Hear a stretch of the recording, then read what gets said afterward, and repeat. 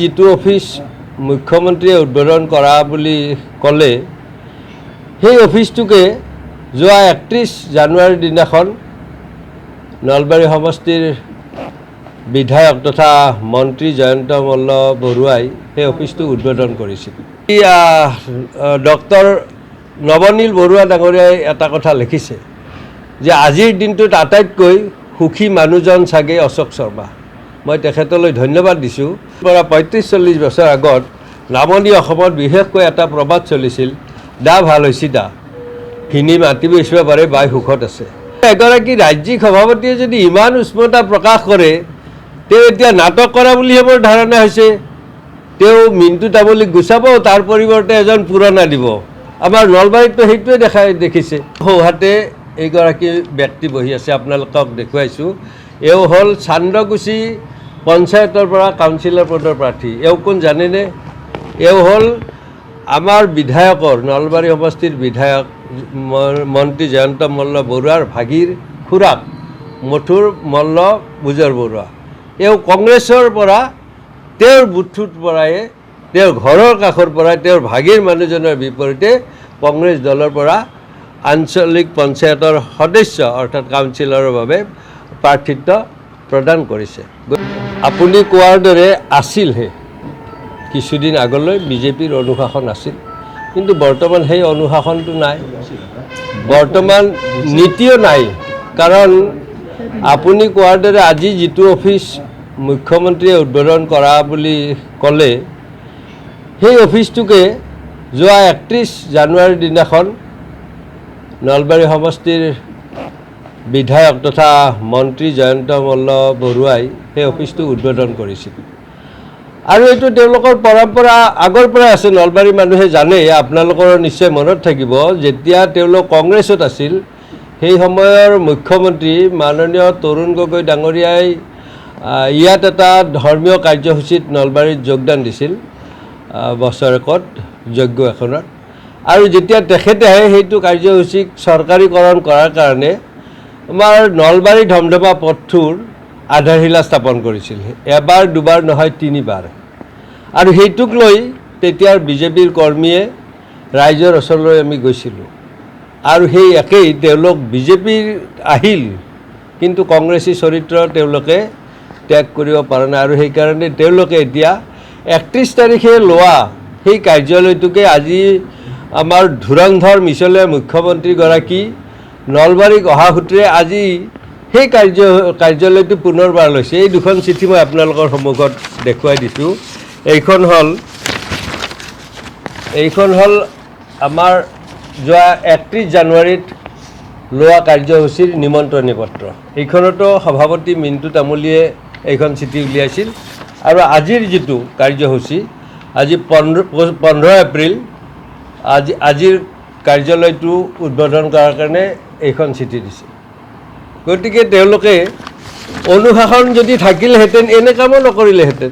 এটা কাৰ্যালয় দুবাৰকৈ আজি নলবাৰীৰ মানুহে জানে, য'ত য'ত মোৰ ফলকবিলাক আছিল ভাঙিছে। আজি এই কামখিনিত ৰাজ্যিক সভাপতিগৰাকীয়ে তেওঁৰ যি উষ্মতা দেখুৱাইছিল, তেওঁৰ কি চিন্তাধাৰা কৰিছে নাজানো। এইবিলাক কথা দেখি শুনিয়েতো মই প্ৰতিবাদ কৰিছিলোঁ। তেতিয়া কিন্তু তেওঁলোক মোৰ ওচৰলৈ মোক সকাহ দিয়াৰ কাৰণে বা মোক সমৰ্থন কৰা নাছিল।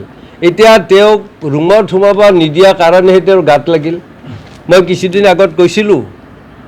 কিছুদিন আগত আপোনালোকৰ সন্মুখতে কৈছিলোঁ যে আজি হিমন্তই এজন মানুহক মাৰিছে বা কাৰোবাক পুলিচৰ হতুৱাই মৰাইছে, এই কথাটো বাকীবোৰে ভাবিব নালাগে যে কাইলৈ মোৰ গাতো এচাত পৰিব। মই সেইটো কৈছিলোঁ আৰু সেইটো আজি হ'ল। মোক যদি তেতিয়াই কৰা এই প্ৰতিবাদৰ বিৰুদ্ধে বাকীবিলাকে সহযোগ কৰিলেহেঁতেন, তেনেহ'লে মই ওলাই আহিব লগা নহ'লহেঁতেন। সেইটো তাহানিতে কোৱা প্ৰবাদ কেতিয়াও মিছা নহয়, আপুনি কোৱা কথাখিনি সঁচা। আৰু মই সেইকাৰণে আজি ডক্টৰ নৱনীল বৰুৱা ডাঙৰীয়াই এটা কথা লিখিছে যে আজিৰ দিনটোত আটাইতকৈ সুখী মানুহজন চাগে অশোক শৰ্মা। মই তেখেতলৈ ধন্যবাদ দিছোঁ। সুখী হয়, কিন্তু মই লালন পালন কৰি অহা দলটোৰ এনে অধপতন দেখি মনত দুখো পাইছোঁ। এটা নীতিনিষ্ঠ দল বুলি সকলোৱে কয়। সেই নীতিনিষ্ঠ দলটোত আগতে কৰিছিল বেলেগ কথা আছিল, কিন্তু এতিয়াও যদি এটা কাৰ্যালয়কে দুবাৰকৈ লয়, ইয়াত অনুশাসন থকা বুলি কয়, বৈদিক প্ৰক্ৰিয়াৰে তেওঁলোকে লোৱা কাৰ্যালয়টোত এতিয়া ফলক ভাঙি আৰু নতুনকৈ ফলক লগাইছে। এই কথাটোতে ভাবিবলগীয়া কথা। আৰু এইটোত নৈতিকতাৰ কথাও আহে। নৈতিকতাবিহীন ৰাজনীতিয়ে কেতিয়াও সমাজৰ উন্নয়ন কৰিব নোৱাৰে, সেই কথাটো আমি বহুবাৰ কৈছোঁ। আৰু ধাৰৰ উপৰি ধাৰ কৰি ৰাজ্য এখনো চলাব নোৱাৰে, যিটো আজি কৰ্মচাৰীসকলে এই বিহুৰ বতৰত তেওঁলোকে দুৰ্ভোগ ভুগিব লগা হৈছে। মই প্ৰত্যেকবাৰতে কওঁ যে আজিৰ পৰা ৩৫-৪০ বছৰ আগত নামনি অসমত বিশেষকৈ এটা প্ৰবাদ চলিছিল, দা ভাল হৈছি দা, ভিনি মাতিব ইচ্ছা পাৰে বাই সুখত আছে। আজি আমাৰ মহিলাসকলক ১২৫০ টকা দি যেনেদৰে উন্মাদ কৰিছে, এই ১২৫০ টকাৰ কাৰণে মহিলাসকল যেনেদৰে দিনৰ পিছত দিন ঘূৰি থাকে, সেইটোৱে আজি পৰিয়ালবিলাকক পংগু কৰি পেলাইছে।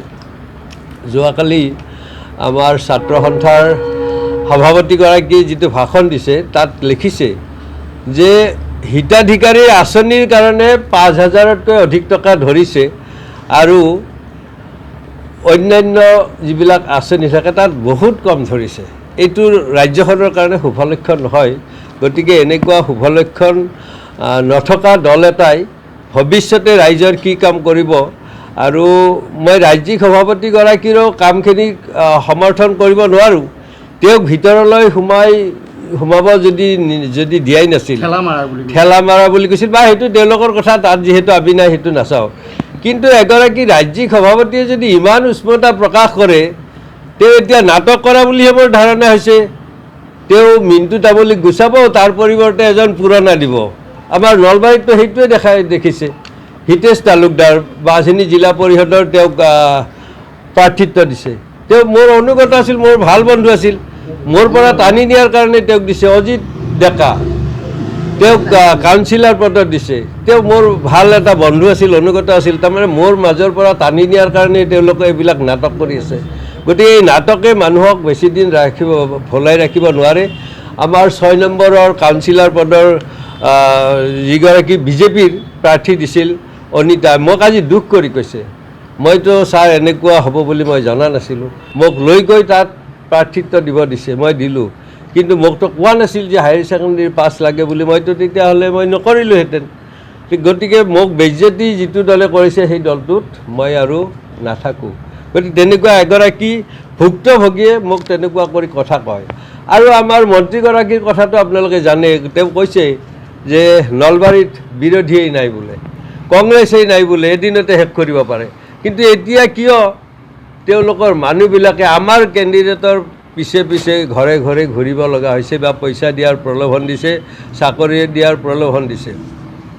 সোঁহাতে এইগৰাকী ব্যক্তি বহি আছে, আপোনালোকক দেখুৱাইছোঁ।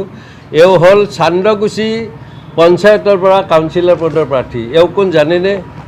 এওঁ হ'ল আমাৰ বিধায়কৰ, নলবাৰী সমষ্টিৰ বিধায়ক মন্ত্ৰী জয়ন্ত মল্ল বৰুৱাৰ ভাগিৰ খুৰাক মথুৰ মল্ল বুজৰ বৰুৱা। এওঁ কংগ্ৰেছৰ পৰা, তেওঁৰ বুথটোৰ পৰাই, তেওঁৰ ঘৰৰ কাষৰ পৰাই, তেওঁৰ ভাগিৰ মানুহজনৰ বিপৰীতে কংগ্ৰেছ দলৰ পৰা আঞ্চলিক পঞ্চায়তৰ সদস্য অৰ্থাৎ কাউন্সিলৰৰ বাবে প্ৰাৰ্থিত্ব প্ৰদান কৰিছে। গতিকে তেওঁ বাৰে প্ৰতি যে মিছা কথা কৈ থাকে, সেই কথাটো আজি ভালদৰে প্ৰমাণিত হ'ল। আৰু আপোনালোকক আপুনি যিটো কথা সুধিছিল যে নৈতিকতাৰ কথা বা অনুশাসনৰ কথা, এই চিঠি দুখনে তাকেই প্ৰমাণ কৰি দিছে। তেওঁলোকৰ এতিয়া নীতিও নাই, অনুশাসনো নাই, কেৱল টকাৰ বলত, আঁচনিৰ বলতহে দল স্বভাৱ। কিন্তু এইখন এটা মই নাটক বুলি কৈছোঁ সভাপতিগৰাকীৰ খঙক এইকাৰণে যে তেওঁ পুৰণা মানুহখিনিক আকৰ্ষণ কৰাৰ কাৰণে মুখ্যমন্ত্ৰীৰ সন্মুখতে মন্ত্ৰীক ধমক দিছে। কাৰণ তেওঁক গুচাই এগৰাকী পুৰণা মানুহক দিব, যাতে পুৰণা মানুহখিনিয়ে সন্তুষ্ট হয়। কিন্তু মই আপোনালোকৰ সন্মুখত আজি ব্যক্ত কৰিব বিচাৰিছোঁ, সৰ্বানন্দ সোণোৱালক গুচুৱাই হিমন্ত বিশ্বক মুখ্যমন্ত্ৰী পতাৰ এগৰাকী কাণ্ডাৰী আছিল। এইগৰাকীও এগৰাকী কাণ্ডাৰী আছিল আজি যিগৰাকী সভাপতিৰ পদত আছে সেইগৰাকী ব্যক্তিৰ কথা আপোনালোকে নুসুধে কাৰণে কোনেও কোৱা নাই বা কাৰোবাৰ গাড়ী যাব কোৱা নাই আজি আমাৰ প্ৰাক্তন ৰাজ্যিক সভাপতি মন্ত্ৰী ৰঞ্জিত দাসে এটা পোষ্ট দিছিল আপোনালোকে বা দেখিছেনে নাই নাজানো পোষ্ট দিছিল যে পহিলা বহাগৰ দিনটোতেই আজি বাকীখিনি লিখা নাই গৰুক পাৰিলে গালি হয়তো লিখিলেহেঁতেন কিন্তু তেওঁ সেইখিনি লিখা নাই গৰু মানেতো কাক বুজিয়ে পাইছে গতিকে তেওঁ সেইটো লিখা নাই কিন্তু তাৰ পিছতে বহু মানুহৰ প্ৰতিক্ৰিয়া অহাৰ পিছতে 5 মিনিট নহ'লেই সেইটো তেওঁ ডিলিট কৰি দিছে কাৰণ তেওঁৰ মন্ত্ৰিত্ব যাব নহয় ভয়তে গতিকে ভয় আৰু ভাবুকি আৰু প্ৰলোভনতহে দলটো চলি আছে নীতি অনুশাসন কেতিয়াও বৰ্তমান অকণো নাই